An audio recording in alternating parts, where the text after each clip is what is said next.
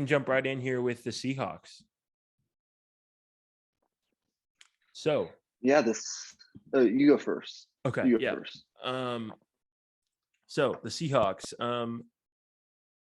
it revolves around just bringing some of these key defenders back, as well as getting them on cheap enough deals to have about 10 to 15 million left over to maybe fill a couple holes in free agency leading into the draft, to where you don't have to spread thin in the draft and on all these team needs. So you have a little bit more flexibility to just draft the best player available, which I think would really help this team if they could fill some of their needs in free agency, so they don't have to have all this pressure heading into the draft to fill all of these key roles with rookies. So some of their impending free agents, their nose tackle Al Woods, solid interior defensive lineman. DJ Reed, a guy who emerged in that defense last year as a key corner. Quandre Diggs, Sidney Jones, all three of those guys, or all four of those guys, are starters on this defense. And then on offense, you have guys like Gerald Everett and Will Dissly, both tight ends that they could possibly bring back for cheap, but aren't irreplaceable by any means. Dwayne Brown, aging left tackle, who I think is going to be wanting quite a bit of money from what I'm hearing. But if he's wanting a lot of money, I would maybe let him test the market, and maybe once he figures out, oh, maybe I'm not going to get as much money as I thought, he'll maybe come back and bring his money down just a little bit. That's the preferred scenario, but if you need to pay him, you might have to, because there's not a lot of tackles available other than Teron Armstead, and there's probably 20 teams lining up for Teron Armstead. So they're in a tough spot, and it seems like they're going to need to give Dwayne Brown some money this offseason. And then last thing to address is the Russ situation. I don't think they're trading Russ. I think Russ just wanted to make a point of showing them how important he is to the organization, put them in a little bit of panic, like, okay, we need to make moves right now to get this team right. And I think he did that, and I think that's the end of it. I don't think the Seahawks would trade him, and I don't think at the end of the day Russ has the amount of leverage he would need to be traded by the Seahawks under the contract that he's on. The Seattle Seahawks are an interesting team. They enter the offseason with about 35.5 space. That's the 8th most according to Spotrac, a good website for this kind of stuff. They could clear up a little bit more cap space by cutting a couple cheaper contracts. Ugo Amadi in particular could save a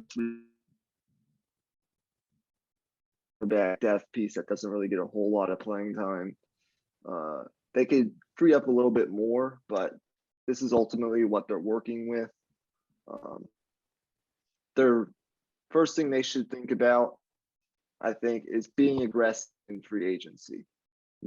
Of course, bringing some of these guys back, but ultimately going out and trying to address some of their needs. I put edge rusher, cornerback, offensive tackle, ultimately, if they cannot get back to Dwayne Brown, center, with Ethan Posich potentially being gone as well. A lot of these interior offensive line positions could be of needs for them.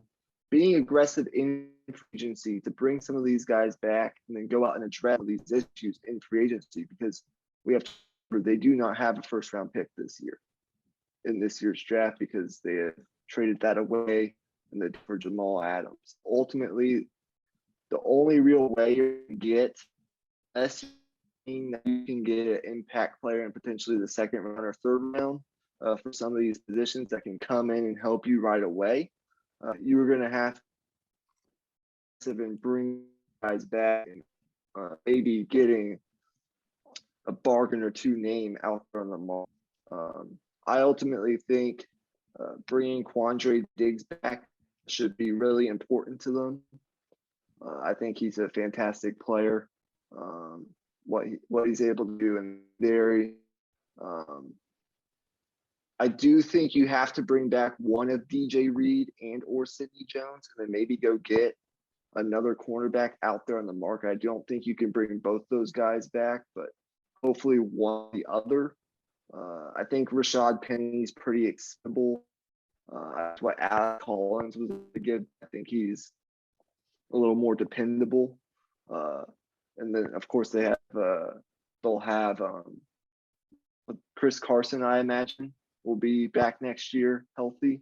So I think Rashad Penny's probably expendable. Posich, I don't really know a lot about him.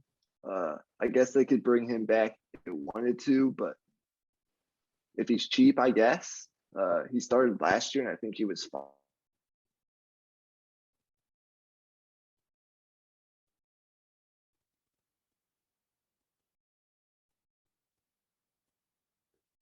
Ooh. Looks like you went frozen on me. I'm gonna pause the recording here, guys, because it looks like Michael went frozen. We'll be right back. And of course, the Russ situation. Of course, the Russ situation. Can you hear me now? Yeah, I can hear you. And as you mentioned, I don't think they're going to trade him. It's not going to happen. He wanted to send his message, and I think he did that. And so I think the primary focus from here should be making sure that he's happy and you bring back the pieces that he wants on this team. Because ultimately, when you think about the Seahawks, and I know they're in a tough division, Russ missed what? 3 or 4 games, 5 games? I don't know how many games he missed, and they still won 7 games. If he doesn't miss that stretch of games, they can maybe be a 9-10 win team with this roster and with this cap flexibility and the ability to bring some of these guys back and then maybe address a couple needs in addition in free agency. You could be looking at a Seattle team that could be in the playoff hunt next season if you do things right. So keeping Russ happy, bringing some of these guys back, draft picks, and then, as you said, addressing 1 or 2 of these needs in the exterior free agent market. Right. And Rashad Penny is an interesting conversation to have for sure. I think if you could bring him back on a Leonard Fournette type of deal, maybe like a 1-year, $4 million deal, he provides a little bit of insurance if a Chris Carson goes down. And I think you could maybe have him as a duo with him and Chris Carson back there. And I do think he's a very good fit in this outside zone system. So I think Rashad Penny, if you can bring him back for cheap, would be a good fit since he did have a bit of a breakout towards the end of the year last year. So if you can look to continue that in this Shane Wallgren outside zone run game, I think that would be worth considering for sure. Thanks so much for watching.